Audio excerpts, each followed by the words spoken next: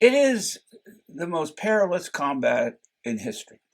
There's no combat that was rougher than the 10 to 15 minutes. It happens very fast that a bomber is attacked by a group of German fighter planes. The attacks are simultaneous. You're getting hit from all sides, and you're inside a plexiglass and aluminum tube. The flak around you could pierce easily the aluminum. And everything happened at one time. And this is what we try to portray in the film and what I try to portray in the book, what it was like to be inside the plane. And lots of pilots were beheaded, had their heads knocked off by German rockets. And Germans are aiming for their heads. And maybe he's screaming for help to try to, the guy might have fallen on a steering mechanism and you couldn't get him off. Or he needed help to just hold on to the plane, which is a very tough plane to handle. So he calls to the back of the plane, but the guy he's calling to maybe had some flight training, but he couldn't leave his position because he's tending to a wounded comrade who might have a wound on his chest, and he has to put his hand on it to keep him from bleeding out. If he pulls his hand away and goes to the front, he might help to save the plane, but he loses his buddy. His buddy will bleed out in no time. You're flying in an unheated plane, and it's 55 in the winter over Berlin. It's 55 to 65 below zero inside the thing. And they didn't have a keen sense of how damaging frostbite was, and weren't warned about some of the dangers of frostbite. So guns would jam, and the guys in the fury of combat would pull off their gloves and with their bare hands try to clear the jam. And of course, your flesh sticks to the metal of the guns, and you just pull raw flesh away.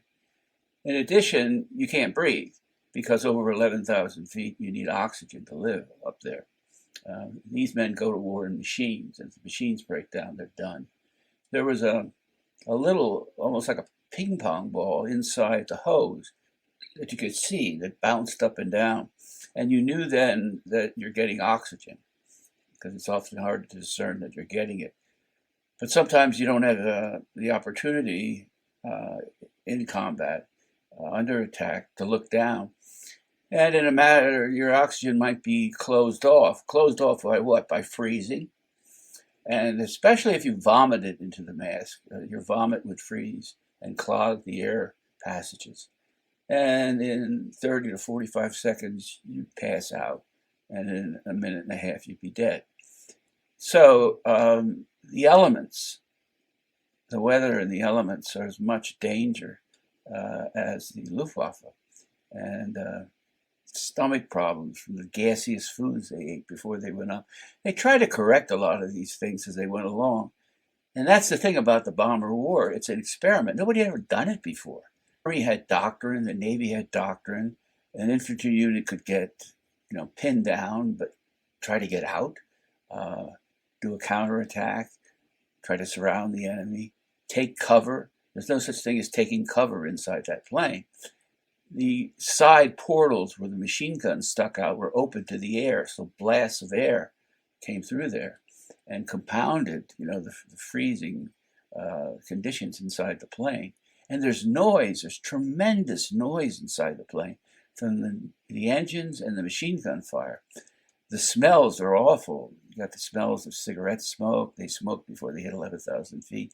You get the smells of cordite. You get the smells of blood, the screams of men. It's complete chaos. And they can't, like a Marine, yell, "Hey, corpsman," or medic. There are no medics at 4 miles high. Some of the guys had syringes with morphine, and they could stick a morphine syringe into a comrade, put a blanket over him, and put him down on the freezing floor of the plane and hope he survives the mission. But that's about all you could do.